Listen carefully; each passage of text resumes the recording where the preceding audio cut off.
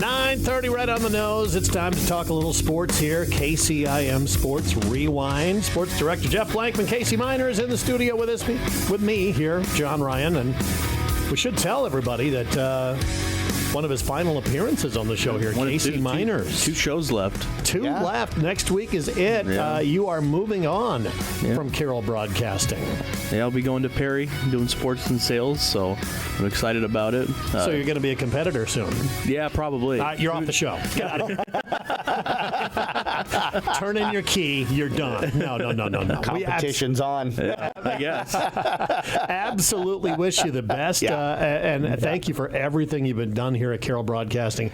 Man, a lot of late nights, a lot of working on that website, stuff like that, a lot of video work. So thank you so much for everything. It's all worth it. I mean, it really is. I think people in the area enjoy what we put out and stuff like that, so it makes it kind of worth it when you see people complimenting and stuff like that on what you do. So what stuns me is just those short video clips that you guys have put out on like social media, and you guys do it a lot during the spring because there's a million sports teams out there to cover. So you wind up just kind of putting these little montage things out there, and that just gets a ton of play on social media. Yeah, and I thank Casey for everything he's done, but for those, he just did one for the Carroll Storm Lake basketball game here, 2 weeks ago now, and stuff. So, and it's kind of fun to see how much attention and how quickly those things, kind of explode, especially on Instagram and stuff. And I know last night people pay attention to that stuff, man. I texted him last night and said that our Instagram account was very warm last night due to the fact that we posted the banners that for our Rewind Players Athletes of the Year and our Coaches of the Year banners out there. Even though we had done the event on Saturday and posted the names and everything on Saturday, when you put a picture of the kid or the coach out there with their name, it seems to draw a lot of attention. So absolutely it does. So thanks, Casey, once again for everything. And even though you had to work for Blankman for a couple of years, I mean, hopefully that didn't scar you too badly. I should be good. Should be good going forward. So we should be careful about what we say because we have Mason Nealon in the studio too, and he's kind of taking your place. And we don't want to scar Mason before he even starts. Don't want to scare him away. We waited on Casey after he started. I mean, he was in here for 3 hours yesterday, and he decided to come back today, so that's good. All right, where do we want to even start here this morning? We got NCAA tournament, Big 10, Big 12 tournaments going on starting tomorrow for both Iowa and Iowa State. Iowa State, obviously, they're going to have either the winner of Cincy or Okie State. I don't see a big problem with that one probably. But then BYU, that team that beat them at Hilton Coliseum, that's a statement win by BYU. And it is, and I think BYU's playing about as well. Beat Arizona too. Did they hold on and beat Utah over the weekend? I'm not sure. But they're playing probably as well as anybody in the Big 12 right now, and stuff with maybe 10 wins in a row or something like that down the stretch of the season. So, but you get into the conference tournament, none of the games should be easy, right? No, but I tell you, it's going to be a dogfight the whole way through. The Big 12 always is.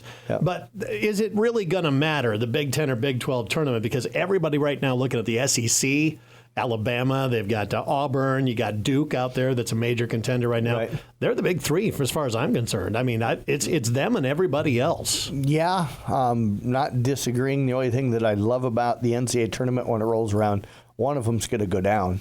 It's somebody's going to get upset. Yep, somebody's going to get upset. Somebody that we're not anticipating getting to a Final Four or a round of 8 will get there, and it's what makes it the best. 10, 12 days of a true the championship year. Because you got 68 teams that are eventually taking part in this. Yep. But did you happen to catch the Drake run during the Missouri Valley? I watched a little bit of it. They've been awfully impressive. That at 30-3 on the season, that Bennett Sturtz, he is tremendous. Yes. A do-it-all guard, too. He's a tall guy. I mean, 6'4", 6'5". Yeah. What a great story that Drake has been, though. They hired the coach from Northwest Missouri State, and he comes in, drags about 4 of his players with him, and, man, all of a sudden they're a power right now. Yeah, it's a question. 5 of the last 6 years, I think they've been in the NCAA tournament, if I remember correctly. One thing that sucks with Drake, though, is that every year they get it seems like they're that pick to be an upset. They never get it done. Right. They never get it done. I mean, I hope that they can get it done, Yep. But Maybe this will be the year and before the coach heads off to Iowa. oh gosh, Yeah, who's going to want to play Drake in the opening round? That's not going to be a good matchup for somebody out there. Yeah. they're a very efficient offense that plays at a slow pace. Yeah, would have liked to have gotten a chance to maybe go down and watch them. And so, I enjoyed going down and watching games at the Knapp Center, but didn't get that opportunity this year. But, it's fun, and it's nice to see. I know you and I got upset, but, it's nice to see it when both Drake and you and I are having good years. And, Iowa gets into the tournament by blowing out my Huskers on Sunday, so congrats to you and to Will. Still ain't going anywhere. Yes, but.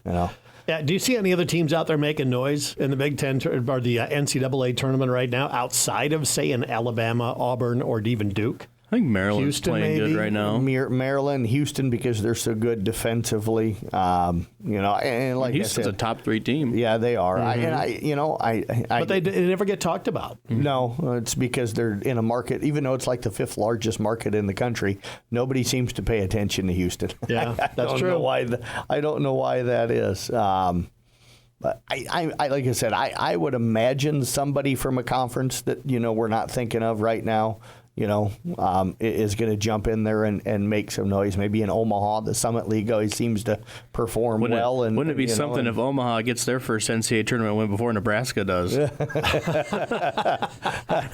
Wow. Very, very possibly could happen. You can leave right now, Casey. I'm used to it. That's probably the one embarrassing thing about being a Husker fan is that we're the only Power 5 program to have never won an NCAA men's tournament game. So, that's kind of embarrassing. And I would have thought by now that with Fred there that would have changed, but what a collapse this year. What an absolute collapse. Yeah, they looked like they were on the verge of really turning that program around. There was estimates that, or projections is probably the right word, that we were anywhere from maybe a 6 to an 8 seed at one time in the NCAA tournament. We fell apart so bad we don't even make the Big Ten tournament. That means there's no shot of making the NCAA. So that's a total collapse and something. I'm not. That's against not even Fred. making you won't even make the NIT. Barely. If we do, we're 17-13 on the year. There's a good chance we won't make the NIT.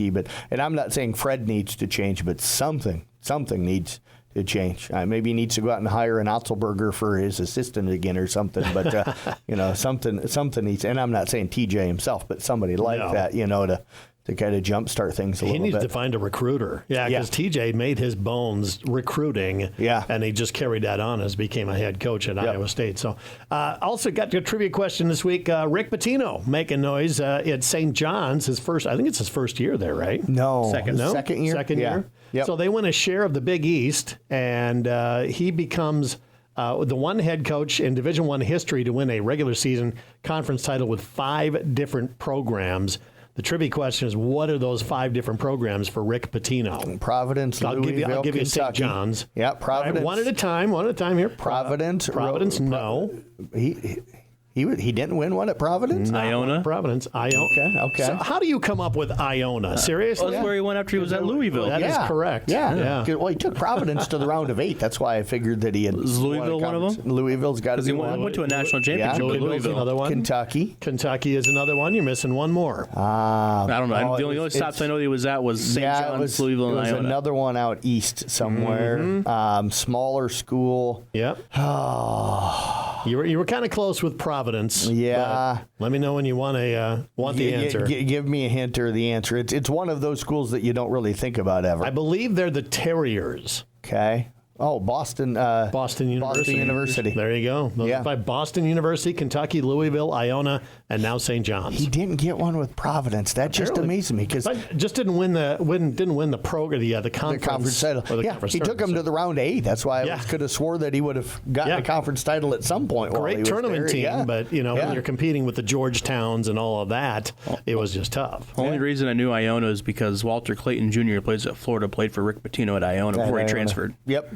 All right, so there you go. The NCAA tournament once again. The brackets are coming out on Sunday. We'll figure out our tournament challenge here coming up. Yes. Casey will be part of that, I'm He sure. will be. Yep. I'll get a message out to all of the coaches. We'll do it on ESPN again so that nobody can accuse me of cheating. And by the way, if you win, you don't get to keep the trophy. You got to bring that back. Okay, that's fine. You don't own that. I do have to go back and figure out who won last year's and who No, I finished wouldn't last. know. It should tell me when I log in. I should be able to go back and look at last year's. But Why is Nate Wall standing? He won it. He won it ago. a couple of years ago, yeah. But for some reason, I can't remember who claimed the title last year. So Beats me. Yeah.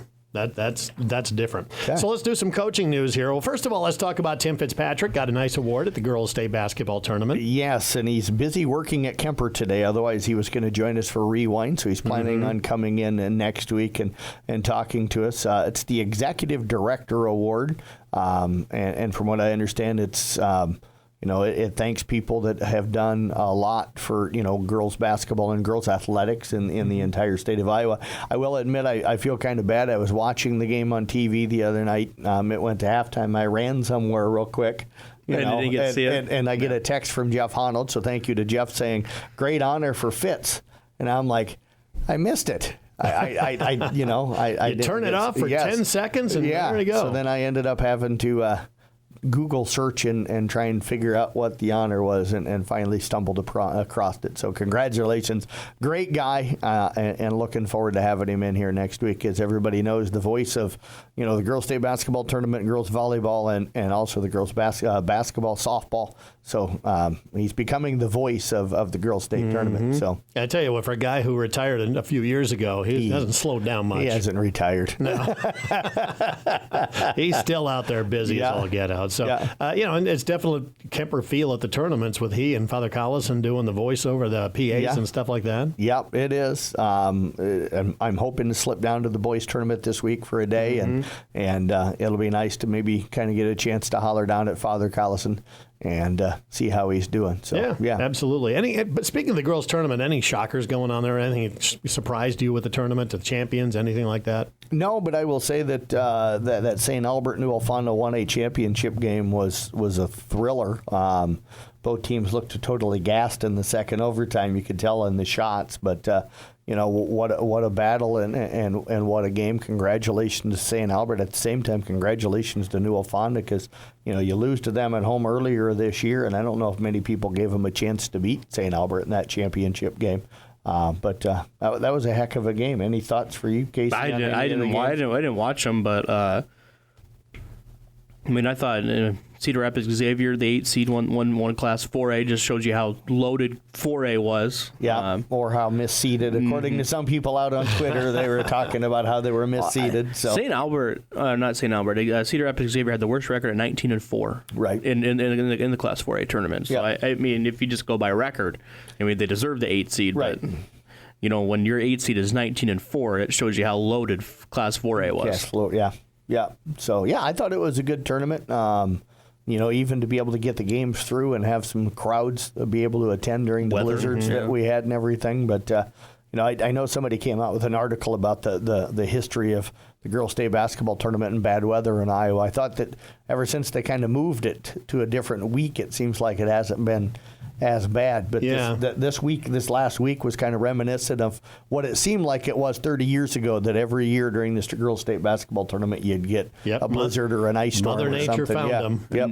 Northland in their quarterfinal game had probably like 10 kids in their student section because they played on the day with all that snow coming down and stuff like that. And I will, me, I like to get on my soapbox every now and then. I will say this: Mount Vernon winning the championship.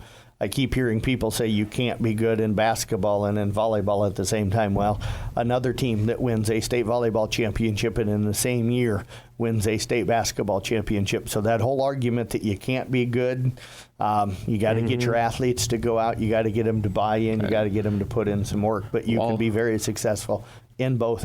Every year we have a team that wins volleyball and basketball at the same Waller time. Catholic, who Kemper played at the state volleyball tournament, got to a state quarterfinal, had to play Mount Vernon in the volleyball quarterfinals, finishes runner-up. Yep.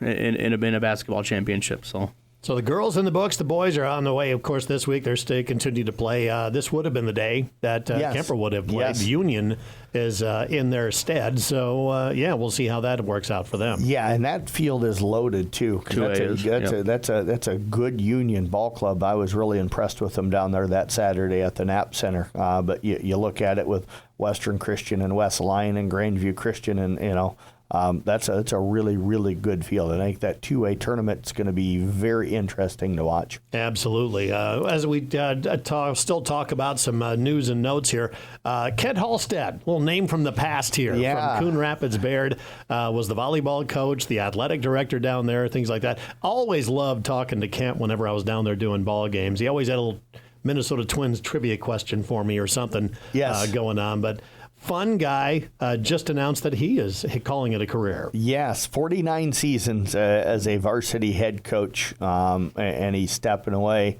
as the head volleyball coach down at Indianola. Has had tremendous success there. If not every one of his teams making it to the state tournament, almost every one of them has made it to the state tournament. But he coached Coon volleyball when I was here and Coon softball, and both were highly, highly successful. But, with all the success that he had on the fields and on the courts coaching, like you said, I think the thing I'll remember the most is like the elevation questions that he always would, you know what the elevation of this community is in the state of Iowa. And I'd always look at him like, no, I'm not that smart when it comes to that stuff. And he would rattle off the elevation, or he would talk Twins, huge Twins fan. But Kent's one of the absolute greatest guys. I will admit, too, I coached club volleyball for a few years, and the first year that I was able to coach a team by myself and stuff, I had to go up against Kent, and he taught me. He taught me a lesson or two. At that time, he probably had 40 years as a head coach, and those 40 years became pretty valuable to him that day. So, tell you what, that we're losing a great coach. And that guy, great just guy. A fun guy. Yeah, absolutely. I always loved, like I said, chatting with him before and after the ball games, and as you're packing up, he'd come over and chat with you and things like that. So, congratulations, Kent, on a great career. Maybe you should see if he's going to retire and move back this direction. He'd be a heck of a color analyst for some of our sporting events. Put him on mic, man. Put him on mic. Absolutely. We need him on the games. He's a great interview. Somebody else that might be coming back to Michael Barta from Johnston, isn't it? He's announced that his last year is going to be this year. Yeah, and the really cool thing with that is that, people are already calling him a legendary coach, and he's still quite young, but that tells you the success that he's had at Johnston. I have not talked to Kemper yet. I don't know if he's got a role a year from now with Kemper. I'm sure there are Kemper people that are probably like, I know exactly what's going on. But, I know the rumors were several years ago that he was not going to come back here until there was a role for him that he would be happy with at Kemper. But he's announced that he is leaving Johnston after this summer, and that he is moving back to Carroll because he wants to be closer to family, which tells me that there's probably a job somewhere at Kemper that he's probably going to be taking. And I will reach out to the Kemper folks probably yet this week and kind of figure out. Last week when I heard about it, my brain was kind of focused on the All-Star event on Saturday, but this week I will reach out and try and get an idea of maybe what Michael Barta's future is going to be here in the town of Carroll. What a run as the baseball coach at Johnston. Yeah. I mean, even if he doesn't come in and coach baseball, just a guy that's had a lot of success in there, at Kemper, I would imagine he's probably going to coach in some capacity, but just having a guy that's had success, winning multiple state championships, easily being the number one team in 4A for most of those years. Yeah, and hey, maybe come back here and start a little baseball academy, and let's up the baseball around here. There you go. He can do it. Yeah, he certainly could. I'd love to see kind of baseball and softball re-explode in this area and become popular again. Anything he can bring back that is going to bring the sport back in our area. Not that we don't have some good teams. I'm not saying that at all. We've got good teams in both. I mean, Audubon just finished second in softball at state last year, and Coon and Kemper are always dynamite in baseball. But bring it kind of back and get excitement about the sport in this area. Exactly. We're going to take a quick break. We're going to come back. We'll talk about that All-Star event that happened over the weekend and let you know who participated in that. It's coming up next on KCIM Sports Rewind. As the athletes at your house prepare for hard work and fun of the season, remember that St. Anthony Rehab Services provides physical therapy for any sports injury that may sideline your member of the team. Sports injuries can plague kids of all ages and keep them from playing the sport they love. Athletes will be under the direct supervision of a certified and licensed healthcare professional in the newly renovated sports performance facility. If an injury is keeping your athlete out of the game, call St. Anthony Rehabilitation Services at 794-5000 for sports injury and treatment rehab. KCIM Sports Rewind. Every Tuesday, we get together, chat a little about high school sports, about the week that was, and maybe what's coming up, and whatever else comes out of mind. So this last Saturday, your KCIM Rewind All-Star event happening. Give us a rundown. Tell us what happened. I thought it went really well. We did it a little different this year. This was the first year for the winter one that under state rules, we were allowed to allow all of the kids that were named to the team to be able to participate in the All-Star game. I think we had 14 girls and 14 boys out of the 24, go ahead and play in the game. And I think the games were highly entertaining. Competitive. The boys' game late in it became a little bit of a dunk fest, but that was really cool. Yeah. I tell you what, if Trayvon would have gotten that windmill down, I think that place would have exploded because Owen Clucky and those guys' reaction to you got a sophomore kid from Peyton Sheridan, Trayvon Keeley, that did a windmill. Almost had it. Yeah, he was actually too high, hit it off the back of the rim. But to be young and to have that kind of jump. Yes, but I thought it went really, really well. It was the first year that we announced the actual teams at the event, so nobody knew what they were or what team they were on or who was our coach of the year or any of that stuff until we announced kind of held that event. suspense a little bit. Yeah. So I thought it went well. Casey, for you? I mean, I thought it went really smooth. One of the smoother ones we've had. It seemed like everything rolled into the next thing. We didn't really have any much stoppages and kept people entertained and going and stuff like that. So in and out of there in really less than 2 hours because we were starting to tear down the chairs and everything and had the ceremony done before 2 o'clock. So started at noon and rolled out of there in less than 2 hours. Dodgeball tournament probably faster than I anticipated. The only thing that's disappointing is we've talked about this before. It's just hard to find a date to be able to get it where kids don't have other things going on. And I don't think to look at like AAU tournament schedules when I scheduled this thing. And then after I had done that, we only had 3 of our girls wrestlers able to attend because the rest of them were all at the state meet for AAU. So you feel bad for scheduling it on a day where those young kids can't come and be a part of it and stuff. But other than that, like I said, I think it went really, really well. 3-point shooting contest. Carson Canny put on a show. He put on a show. 22 points in the first round, 24 in the finals round. He ended up beating his teammate Carson Overmole, who had won the girls' side of things. So. All right, so let's get to some of the names, and we're just going to list off what team they were. So we're not going to go in depth on any of the girls, things like that. But we're going to start off with the girls wrestling team, the All Rewind team. Second team, I'll just start here. From the Kemper Knights, we had Sadie Smith and Charlotte Schwabe. From Audubon, Jordan Mulford and Elena Harbor. From Carroll High, Emma Grossman. On the first team, let's start with the Audubon Wheelers wrestler Macy Rasmussen making girls wrestling first team. Also on the first team from Carroll, Emma Daniels and Bree Kiger. And from South Central Calhoun, Emery Kramer and Mia Heffley. Let's see, others, the coaches of the year that were in contention was Joe Daniels from the Carroll Tigers, but our coach of the year was Marissa Soder. Yes, is that from that Audubon? is correct. Yep. Yeah, first year running the program down there, I thought did a tremendous job. Yep. First time she had somebody, the Wheelers had somebody medal on the podium, under her first year down there. And probably will for several years now. As far as wrestler of the year goes, that was Emma Daniels of the Carroll. Actually, no, Emma Daniels was in contention for that, but the actual wrestler of the year was Macy Rasmussen of the Audubon Wheelers. You bet. Real quick here as we move to boys wrestling, do want to throw in boys swimming as well. Tegan Renzi from Carroll High talked a little bit about it on Saturday and posted the recap for all of the kids. But great season for him and that Carroll boys swim team. So, all right, let's talk about the boys wrestling team, the All Rewind team, beginning with the second team. Jason Avila's from the Carroll Tigers making the second team. 3 people from Audubon and Leighton Elmquist, Lane Elmquist, and Jack Standerson. From South Central Calhoun, Cooper Natras, Braden Werneberg, and Jace Peterson. From the East Sac County Raiders, Dawson Allen. Then from Kemper, Caleb Huffman and Colby Pierce. And real quick on Jace, kind of cool to see him already having his shirt on yesterday at school. So that'll get you a shout out right there.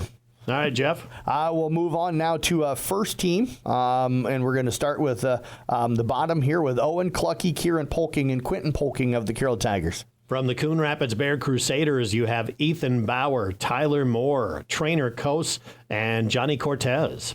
And then rounding out the first team from South Central Calhoun, Carson Webker. Yes, and he was also our wrestler of the year. Our other finalists for that were Johnny Cortez, Trainer Kos, both of Coon, as you heard, and Quentin Polking of Carroll. For Coach of the Year was Tim Patrick of the Coon Rapids Bear Crusaders. Now, other coaches getting a lot of talk were Tyler Christensen of Audubon, Eric Noggle of Carroll, and Colin Corey and Lance Schultz also in that contention. Yeah, South Central Calhoun, and I think this was probably one of the deepest years for boys wrestling that we've had in a long time. So. All right, let's move on to boys basketball. Third team, we got actually we got honorable mention and 3 other teams. So here we go with the honorable mention from boys basketball from the Kemper Knights, Griffin Glenn. From Carroll, Stone Siebenaller. From Audubon, Brody Schultes. From the Coon Rapids Bear Crusaders, Parker Hayes. And then from South Central Calhoun, Evan Myers and Andrew Anderson. We'll move on now to third team. We'll start with Caden Oswald from Coon Rapids Bayard. From the East Sac County Raiders, Sam Julin. A couple of Kemper Knights and Tragan Biter and Jack Baiting. From Audubon, Austin Christensen. And from the Carroll Tigers, Jared Moore. Going to second team now, we'll start with a couple Arweva Rockets and Blaine Smith and Wyatt Regaller. Jonathan Bergmeyer with the Glen Ralston Wildcats. From the Coon Rapids Bear Crusaders, Ty Hayden. And then from South Central Calhoun, Cole Higgins. Along with Brock Baiting of the Kemper Knights. A lot of those guys could be first team as well. Yeah. It's when you're kind of saying we're going with 6, you're going to have guys on that second team that could be first teamers. Absolutely. How about the first team? Let's begin with IKM Manning, Ben Ramsey. From Peyton Jourdan, Trayvon Keeley. We'll get 3 of them from Kemper. Dylan Schoen, Carson Canny, and Ryan Clare. And finally, from the Coon Rapids Bear Crusaders, first team boys basketball, Cal Hayden. Cal Hayden also named our player of the year as well. Yeah, also talk a little bit about that real quick. I mean, Cal just had a great year. Yep. I mean, Crusaders had their most successful season since 2010. Went 22-3 this year, and Cal, I think a lot of times, you looked at Coon play was the best player on the floor. Yep. I mean, when you needed a basket, you could go to Cal. Shot it over 50% from the field, almost 40% from 3. So I mean, just had a great year. 22 points per game, 8 rebounds, something like that. So. Yep. Also in contention for Player of the Year was Trayvon Keeley of Peyton Jourdan, Dylan Schoen of Kemper, and Ryan Clare of the Kemper Knights. You bet. Our Coach of the Year as well was Corey Meyer from Coon Rapids Bayard. We just talked about the success that Coon Rapids had this year. They were expected to be good, but they went on to win the Rolling Valley Conference first time since like the early to mid 1990s. Were terrific this year. Had a really good record. Their 2 losses during the regular season were both on the road by less than 5 to a ranked team that was ranked above them in the poll at one time. One was by 1 point, the other was by 4, and then they end up losing to that same Woodbine team in the sub-state final. So all 3 of their losses to teams pretty much ranked in the top 5 in their respective classes. And then the other guy, Sean Minahan, what can you say about the job that he did with that Kemper team this year and how good they were? Yeah, probably 2 of the most consistent programs we've had over the last 10 years or so. Absolutely. Let's go back to girls basketball here, and we'll start with the honorable mention team, and we'll begin with the Carroll Tigers, Chloe Cook. From Glidden Ralston, Cassidy Wank. From East Sac County, Sarah Bontrager and Kendall Quirk. How about Kaylee Minahan of the Peyton Jourdan Rockets? It's actually pronounced Kalia, sorry. Kalia. Yep. Right. And then from Arweva, Gabby Hudling. We'll move now to third team from Glidden Ralston, Allison Snyder and Olivia Squibb. Carson Overmole from the Kemper Knights named to the third team. From Carroll, Olivia Roweter. From East Sac County, Addison Ealer. And from the IKM Manning Wolves, it's Keegan Eischeid. Moved to the second team, McKenna Steiger of East Sac County. Jalen Peterson from Exire Oakland Kimballton. Couple from the South Central Calhoun Titans, that's Blair Schleisman and Bree Patterson. Anna Stengel from IKM Manning. And Kaylee Simons from the Kemper Catholic Knights. And you talk about kids that could have been first team. Her and Anna Stengel were right in that discussion. Yeah. Well, let's pick up with the Kemper Knights on the first team, Elsa Tiefenthaler. From Carroll, Caitlin Aiden and Allie Cook. From Coon Rapids Bayard, Anna Hart and Malia Clayberg. And from Exira Elkhorn Kimballton, Taryn Peterson. And Peterson also named our player of the year, and what a great season that she had as well, leading the area, and I believe in points per game, and really took over, I think, the second half of the season for Exira when they needed her the most. Yeah, and not just a great scorer, but she rebounds well, sees the floor well. It's like one of the top girls in steals in 1A this year. Yeah, finished with over almost 7 steals per game, so she does it on both ends of the floor. Some of our other finalists for that player of the year was Malia Clayberg and Caitlin Aiden. Both of them, too, had absolutely fantastic seasons. So let's talk Coach of the Year. That was Katie Cook of the Carroll Tigers. Yeah, what a run for Katie and this Carroll group. I know it ended earlier than they wanted it to in that loss to Storm Lake, but I call it the toughest girls basketball conference in the state. They finished third. They go 4-5 against teams that at the time they played them were ranked teams. I don't think there was anybody else in our area that played as many ranked teams as what Carroll did, and some of the big wins. Most successful season they've had in years. Yeah, you knock off the number one team. I know it was 1A, but St. Albert goes on to win a state championship, and the only blemish on that entire record was a loss to the Carroll High Tigers. Yeah, so, you're talking a team that could have played with anybody, any class, and St. Albert too. Yeah, So Katie was the Coach of the Year. Our other finalists were Tom Peterson of Exire Oakland Kimballton and Caitlin McAllister of Coon Rapids Bayard. And I kind of said this on Saturday at the event. We literally had a tie between them three in our voting. I had to figure out a way and somebody that I trusted, that I knew followed all of the programs and the coaches and knew. So I called this person and I'm like, here's our 3 finalists, and they ran through why they would vote for each one of them, and it was kind of the same reason why everybody that we had helping us out voted for them. And then they're like, but I leaned this way, and they told me, and that's what decided it, because otherwise we would have had tri-coaches of the year. So that's how close that one was. I assume the full list is going to be out available. It already is. Posted it on Saturday, and the recaps for all of the kids were posted on Sunday, so you can find the teams and the recaps of all the kids and the coaches on the website. Now, spring sports season underway, right? Yeah. There's just no break anymore. It's just from one season to the next. Yeah, I know there's already been some indoor track meets. Another one coming up, I think, yet this week. I think it's the one up at BV. I think Iowa State's already had theirs. I was going to try to make that, but got wrapped up in trying to get Rewind stuff done. And then the outdoor meets. I haven't got the exact date, but Carroll's Early Bird should be coming up probably next week is what I'm thinking, weather dependent. So I will start sitting down today and working on the spring sports schedule. Well, for your sake, I hope the weather's nice. Yes. Well, for the kids' sake and the coaches, even though I will tease the coaches a little bit. The kids are out there running around, and the coaches on those really cold days are standing up in the bleachers with hoodies and coveralls and jackets and everything else. Can't blame them. No, not at all. The coldest season of them all is the beginning of that spring sports season. It is. I'm hoping this is one of those warm years for the spring sports season. All right. That is KCIM Sports Rewind for this week. You can catch a podcast available on the website anytime, 1380kcim.com, or just download the Sports mobile app and go to your app store and search CB Sports Network. You can find that there absolutely free.